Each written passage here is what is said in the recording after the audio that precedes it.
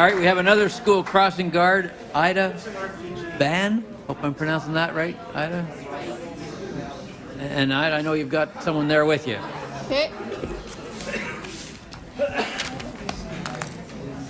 This is number 109 on our list. The next one after that would be Francesca Scalzo, followed by Amber Kellen.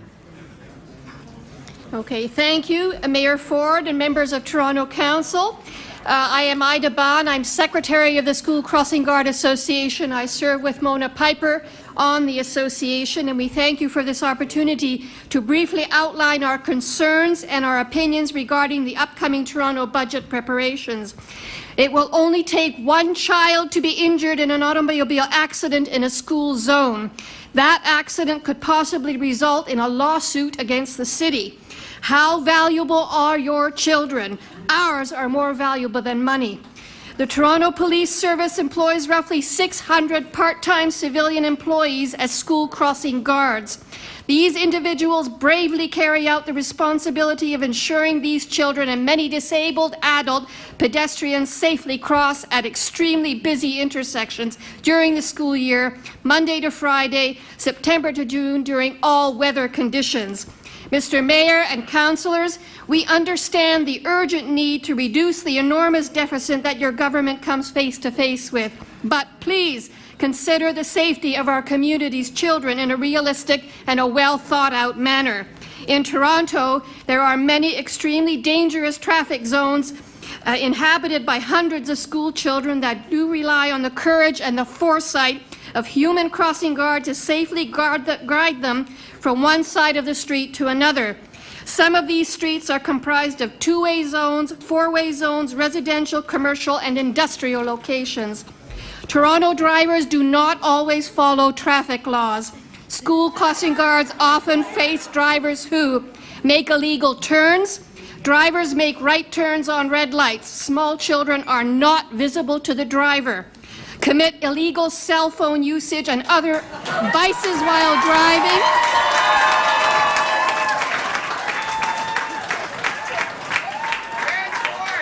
Okay.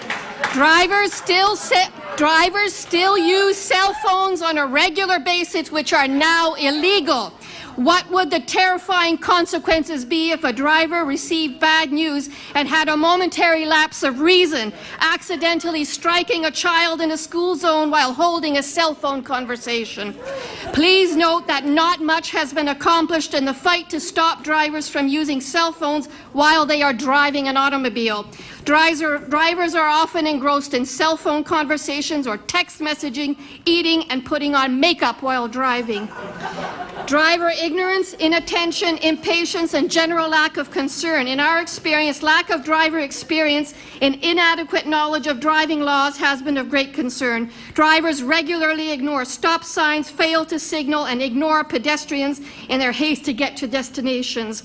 Drivers, and these are car, bicycle, and truck, are all competing for the same use of road space. Thank you very much. That's it.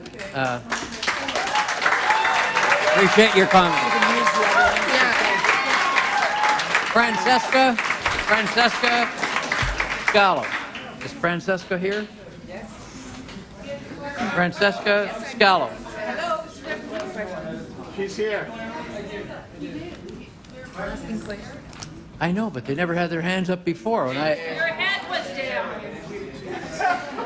You weren't looking. I was looking.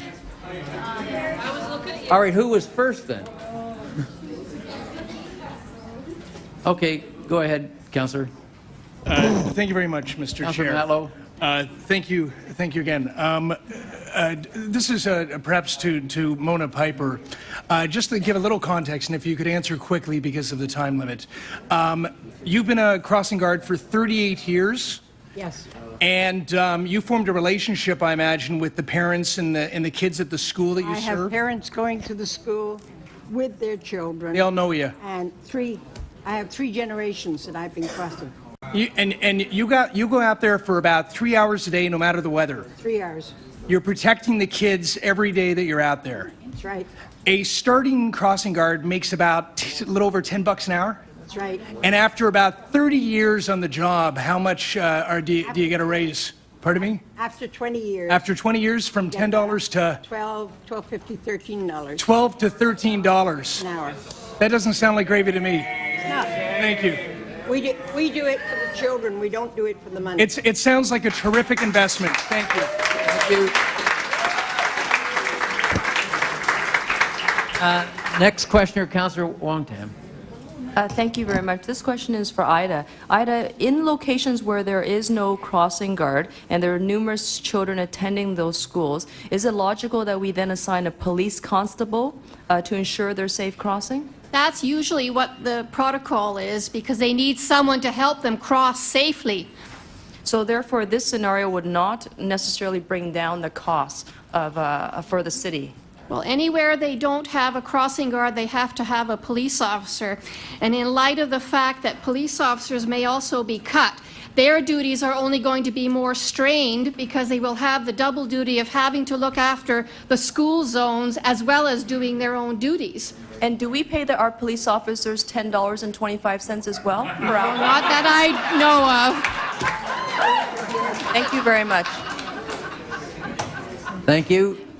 The next questioner is Councillor Davis.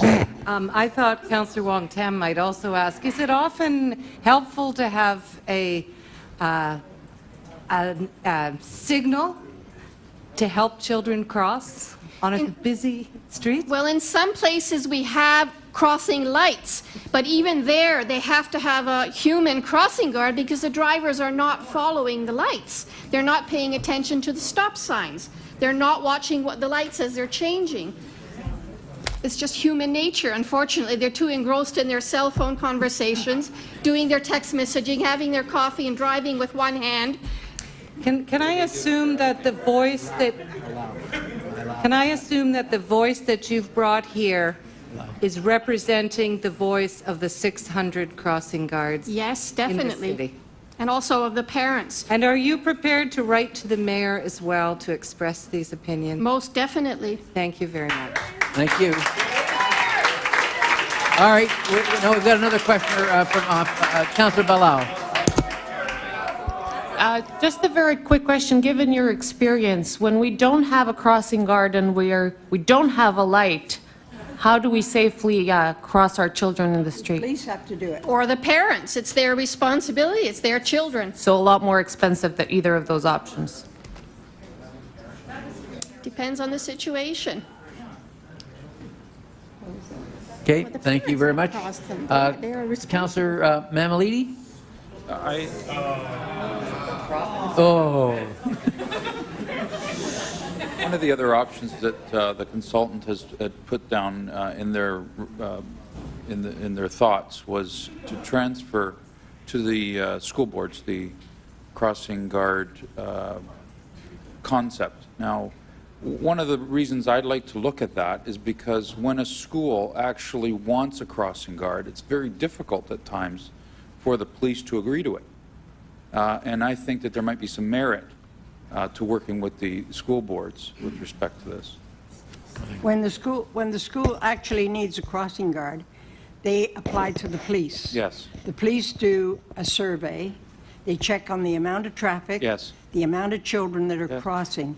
If it's feasible, Yes. they get one, but And it does take a And while. in many cases, they say no to that school.